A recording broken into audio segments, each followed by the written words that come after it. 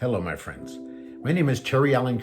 I'm the author of a book called What Did Jesus Say? The 7 Messages from the Master.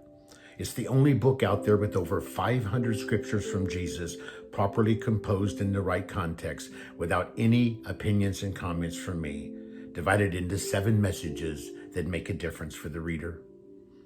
I've been a Christian now for 45 years. I'm 68 years old. I feel 48, blessed to be divinely healed. I live by a different code than most Christians I run into.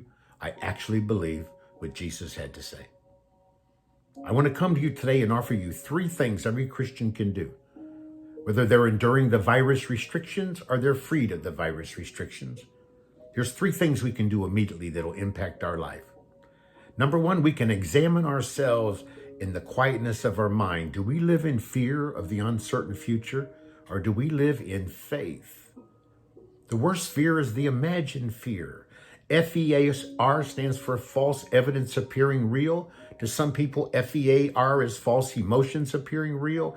To some people, FEAR is false evidence appearing real, false education appearing real. Now, to some people, they have faith. Faith is the ability to see what doesn't yet exist. So the pessimist has as much faith as the optimist. They just use it uniquely different. The pessimist's faith is like taking a pair of binoculars and looking through it in the reverse way. Everything is so far away, it's not worth doing. But the optimist uses the binoculars properly, and everything that's way out there, they bring up close so they know it's worth it.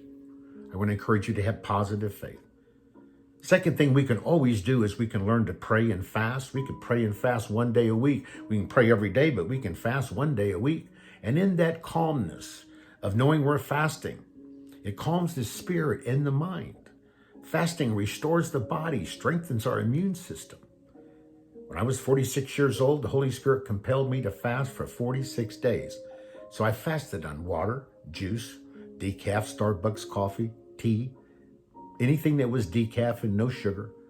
I was amazed at how far you could go without eating when you're reading the 4 Gospels and finding out what Jesus said. It just magnified my health. So when I needed to call upon my health 11 years later, fasting and prayer and understanding what Jesus said allowed me to be divinely healed of bladder cancer that was destined to kill me.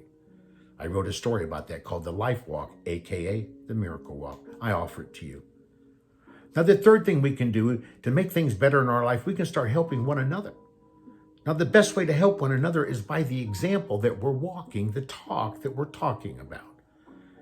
We all need to be a better example to our family and our friends, because our family and our friends and non-believers, they take our example as Christians more seriously than our advice about Christianity. So let's give them the best we can in our example by being true to what Jesus said.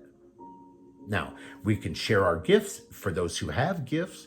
If you have money, you can pass it out lightly to people. You can help those in need. You got to make sure you qualify the need. There's so much drama out there.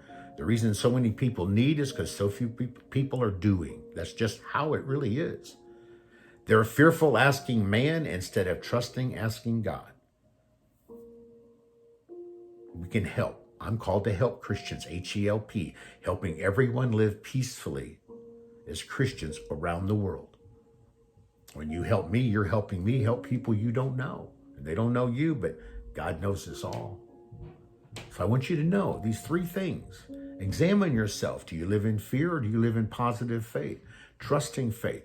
Jesus said, with God, all things are possible. I've learned with God, all things are possible all the time, wherever we live, at any given moment when we pray believing. I found out that prayer and fasting tunes us up right away. If you're a troubled Christian and you have anxiety and depression and worry and fear, study and research what fasting does to the human body. Our magnificent machine called God's temple needs to be cleaned out. And when you pray and fast for a day or 3 days, you're cleaning it out. If you pray and fast for a week, you're truly cleansing it. And next thing you know, your mind becomes your sanctuary instead of your hideout. And we could always help one another. So I want you to know, wherever you are in the world today when you're playing this, God loves you and so do I. And it doesn't matter what country we live in. What matters is how we live in that country. Please click on the link in this message and let's fellowship.